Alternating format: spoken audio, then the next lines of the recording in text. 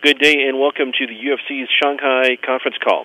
Today's call is being recorded, and at this time for opening remarks and introductions, I would like to turn the call over to Dave Lockett. Please go ahead. Welcome to the UFC Shanghai conference call. UFC Shanghai will take place next Saturday, November 25th at Mercedes-Benz Arena in Shanghai, China. The event will air on UFC Fight Pass. Joining us today are the two main event fighters for UFC Shanghai, number 2 ranked middleweight and former middleweight champion Michael Bisping, and number 9 ranked middleweight Kelvin Gastelum. Welcome, gentlemen. We'll now like to turn things over into the queue and get the questions started. Sounds good. Thank you, Dave. Ladies and gentlemen, if you would like to ask a question, please signal by pressing star 1 on your telephone keypad. If you're on a speakerphone, please make sure your mute function is turned off to allow your signal to reach our equipment. Again, that is star 1 for questions.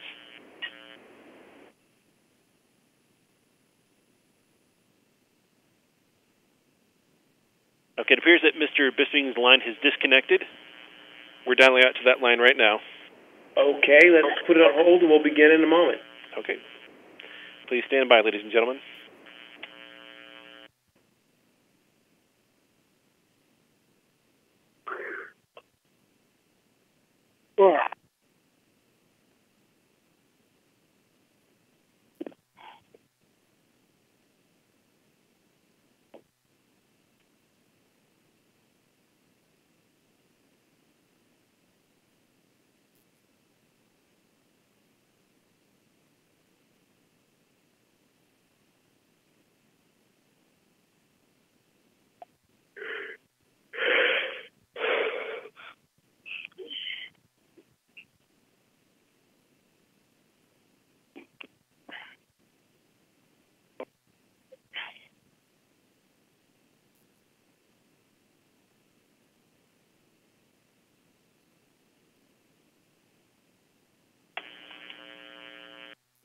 And please stand by, ladies and gentlemen. We're going to place the conference on hold until we get Mr. Bisping's line connected. Please stand by.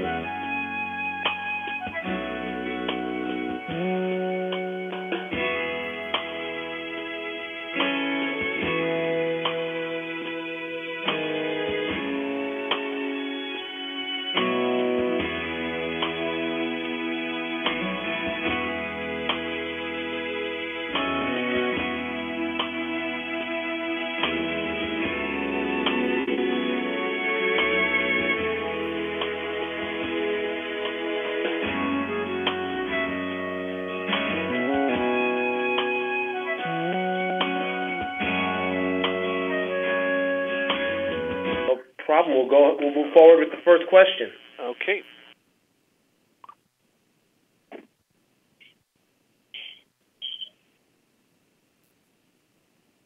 And we will take our first question now. This will be from Daniel Aleo with Zona Deportiva. Please go ahead.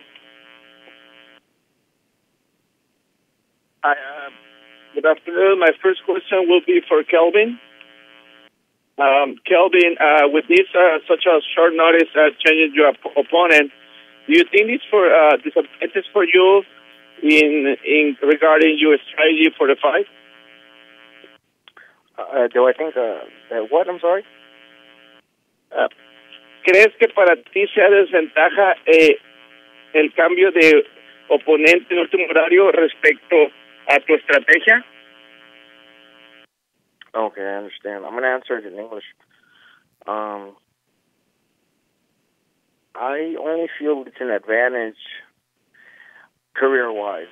You know, Mike is obviously the former champion, and he's highly ranked, and you know, his position in the UFC is very high. So, you know, this is a great move for my career. But I feel advantage-wise in the fight is very equal. He's coming fresh off a camp, so I imagine he's in good shape and he's gonna be ready. I don't think it's gonna be an easy fight. Y solo para remarcar un dato curioso, ¿no? Que la segunda vez que cancelas pelea con Anderson Silva, la primera vez fuiste tú, en esta ocasión fue él. No es muy común que pasen esto. ¿Qué piensas al respecto? No, pues algo un poco irónico, ¿no? Algo un poco chistoso, pero pues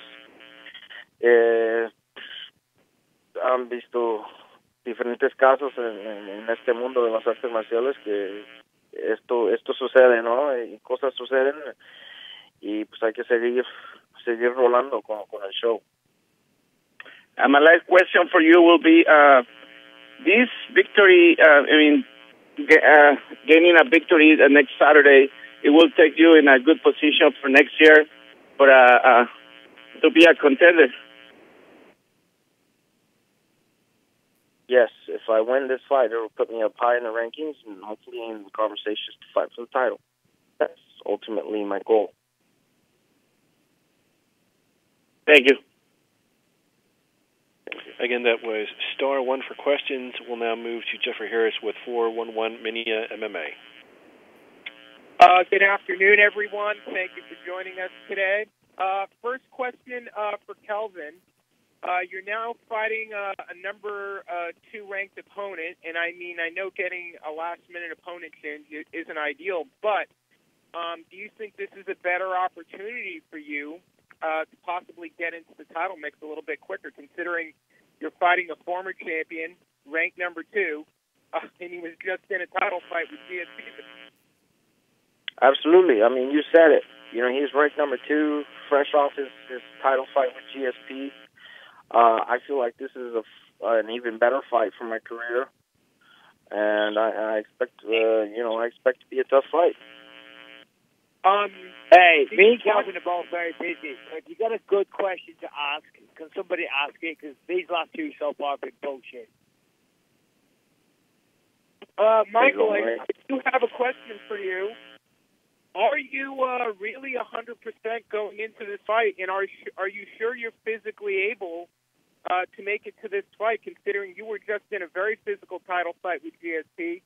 And some would probably say it's not the wise move to take a fight like this against a young up-and-comer like Kelvin Gastelum 3 weeks after fighting GSP.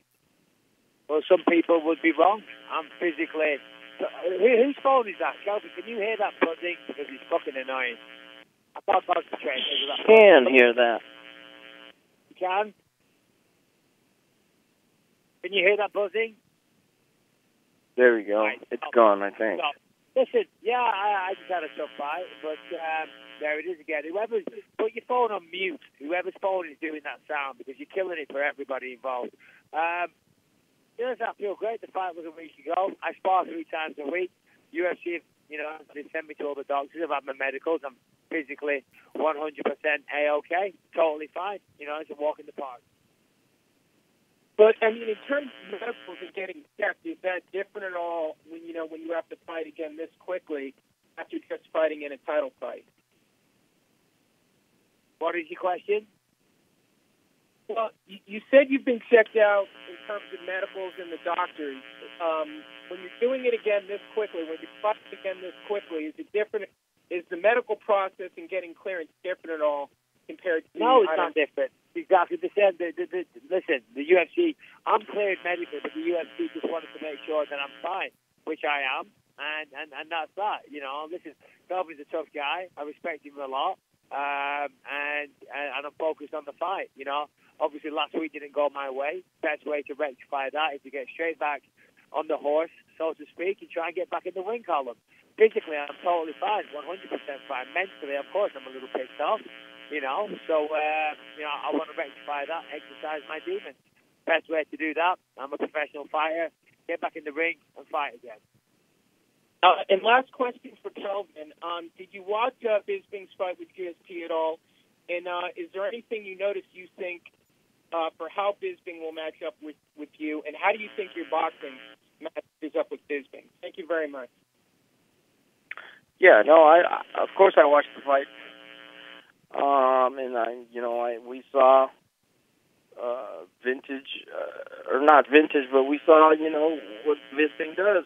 He comes forward and he comes to fight. It wasn't an easy fight. GSP said it himself. That was the hardest fight he's ever had. You saw GSP do his take his back and rear naked choke him. There's not much to it. It was a good fight.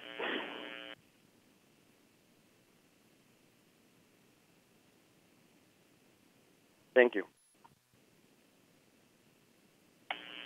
We'll now move forward to Damon Martin with FlowCombat.com.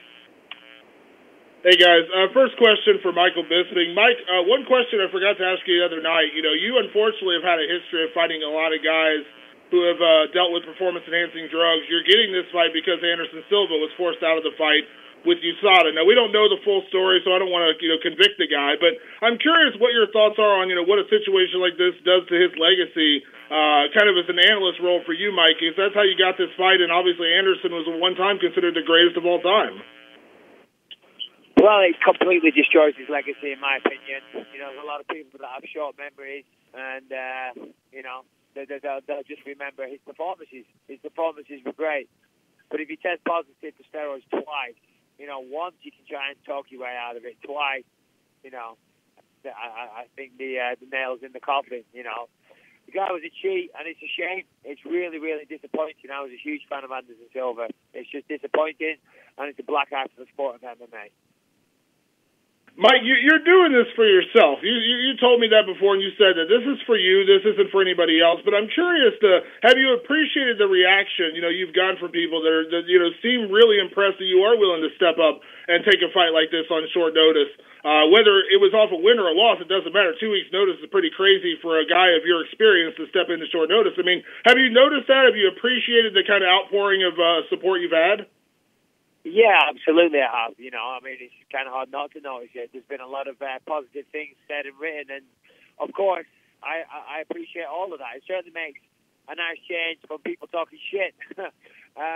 But, as you said, I'm doing this for myself. Yeah, it's great. I'm in the UFC, we're in a hard position, but I'm doing this for me. I don't fight for anybody else. I'm doing it for me and my family, my wife and children. Of course, Kelvin needed an opponent. I'd be lying if I said I'm doing it for Kelvin. Again, I'm doing it for me and my wife and kids. So that's about it, really. Kelvin's a tough guy. He's a great fighter. He's got excellent boxing, strong dude, good wrestling, in shape, and always getting better. So, I'm not expecting to walk in the park, far from it. But, this is what we do.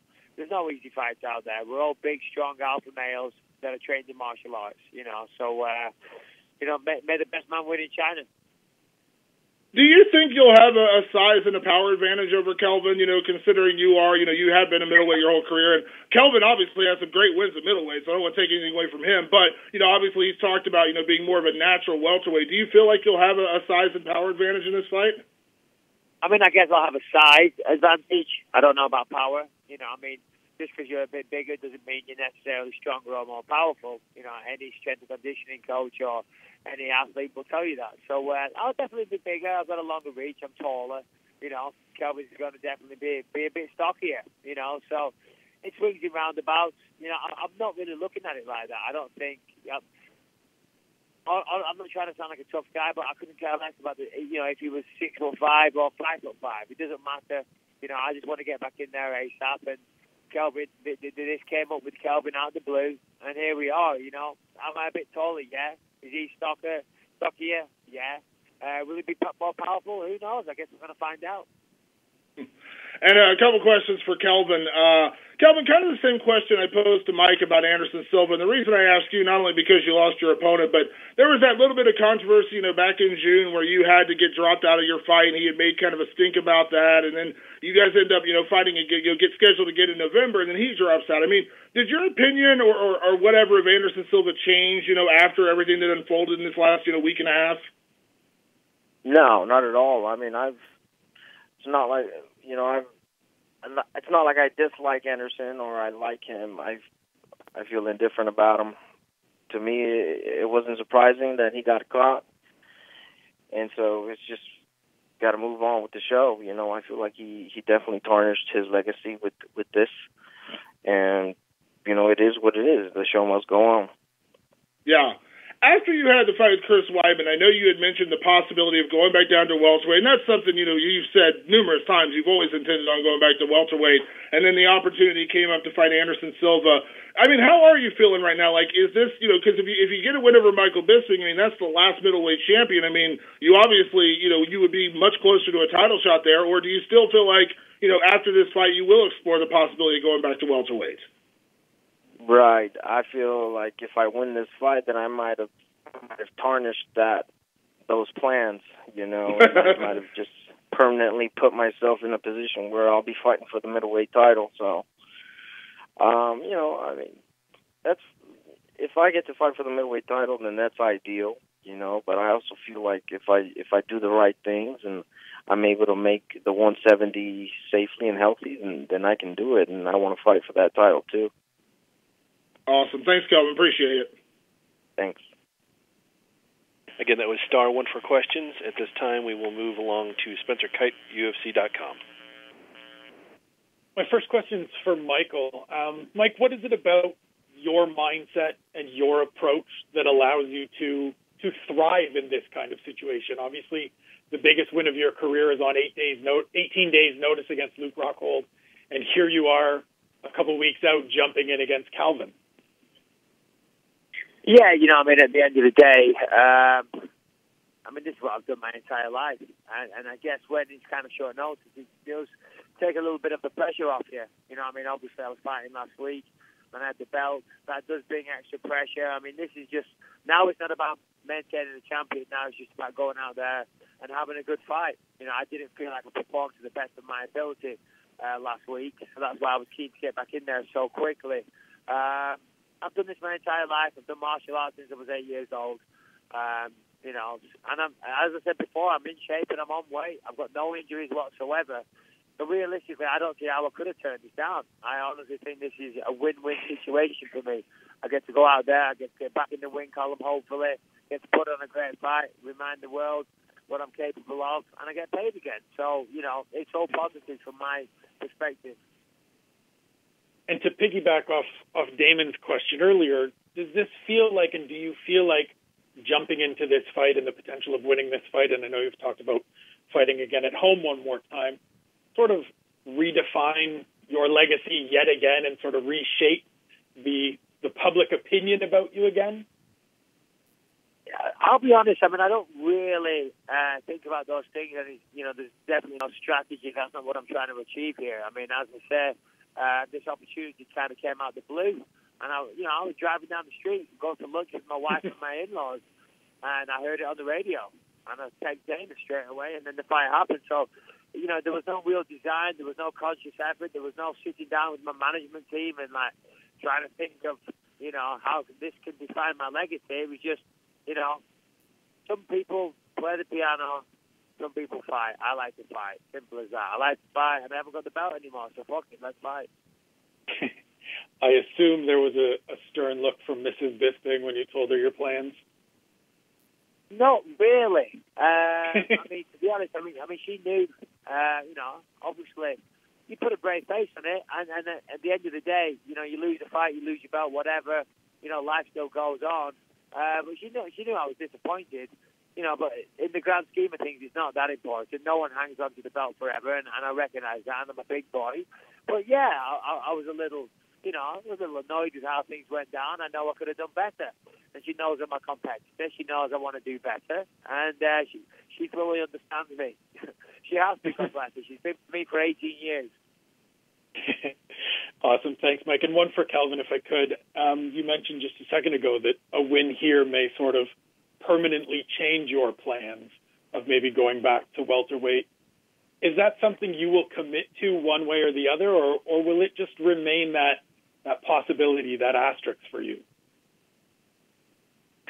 Well, I can't really say until after the fight. You know, after the fight, that's when you find out what options you have and what you want to do. And so I feel like maybe that question should be asked after the fight.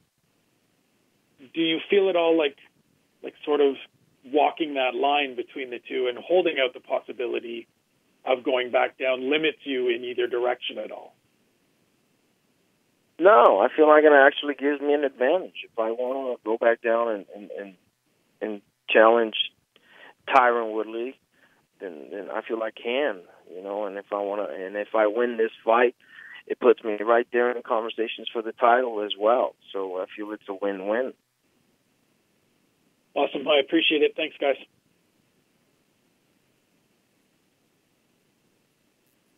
We'll now go to Harry Kettle with Click on MMA.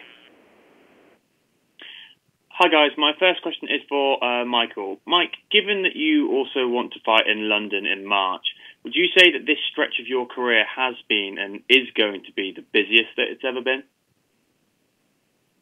Well, I guess it'll be the busiest 6 months, yeah, for sure. You can't do this forever, and I spoke about this at length going into my last fight. My wife and some of my family wanted me to retire a while ago, so I'm still at it. That doesn't mean that I'm not hungry. I'm not pushing myself. I'm not applying myself in the gym. I train just as hard as I used to.